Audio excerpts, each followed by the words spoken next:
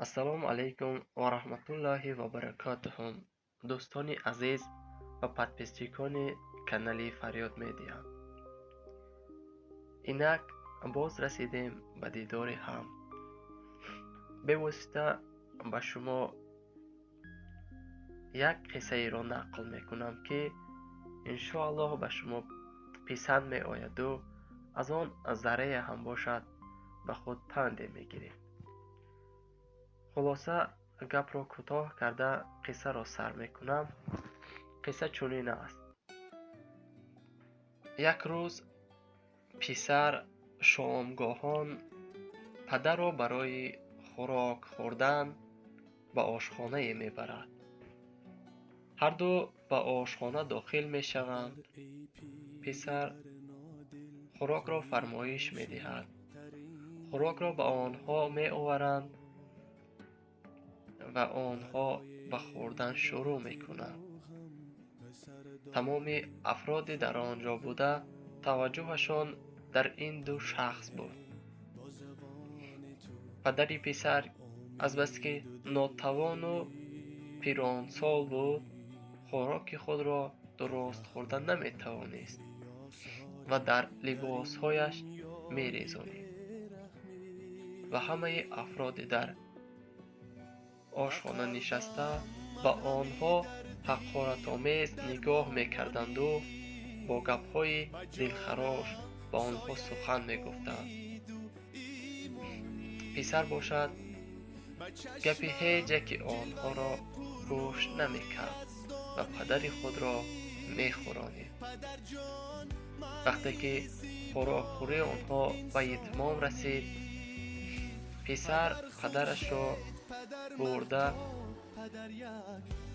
دستهایش را شسته، لباسش را پاک نمود و موی سر پدر را شانه نموده عینک های آن را درست نمود و آنها پول خوراک را پرداخته از آشخانه برآمدند.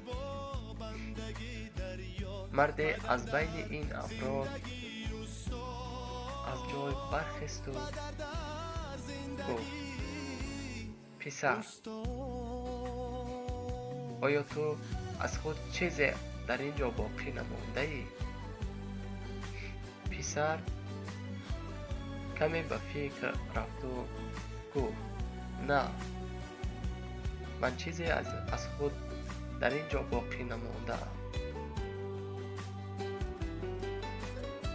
مرد گفت: تو در اینجا آنچه را باقی مانده که و تمام فرزندان و تمام پدران امیدی برای آینده شد.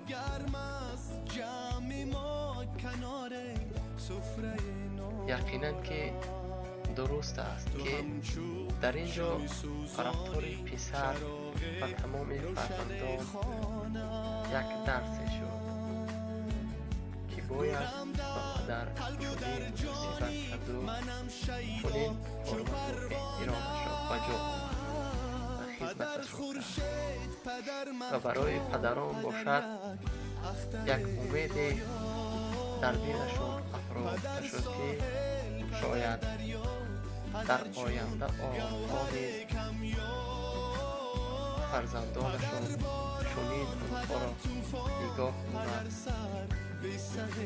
برای پدرانی در آنجا گذاشته امیدی برای آینده شد که شاید در آینده پسران آنها نیز چنین رفتار کنند و آنها چنین نگاه‌بینی کنند.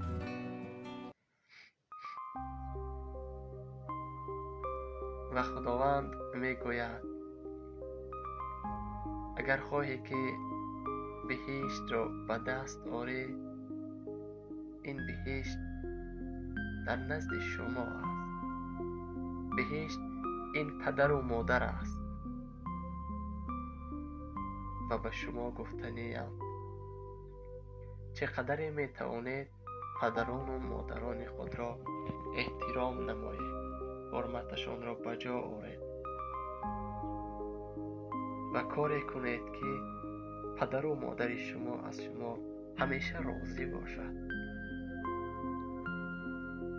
آینده را فکر کنید و به قدم راست راه بروید. خلاصه قصه چنین بود. اگر از این قصه شما کمی هم به خود یکم عبرت گرفته باشید، ما از این خیلی خرسند میشویم که از گفته ما نیز بعضی شخص ها به خود عبرت گرفتند. باقی در امان الله بزرگ باشید و هیچ وقت پدران را خوار مکنید. خیر، تا دیدار. انشاءالله در برنامه دیگر میخواهیم قصه های نو رو پیشکش کنیم یا که در دیگر موضوع ها باشد. در زیر کامنتاری ها نویسید. انشاءالله ما آن را میخوانیم و خواهش های شما را انشاءالله اجرا می نماییم و کوشش می نماییم که باز قصه های خوبتر و نغزتر، عبرتناکتر باز به شما نقل کنیم. خیر، در امان الله بزرگ. السلام علیکم و رحمت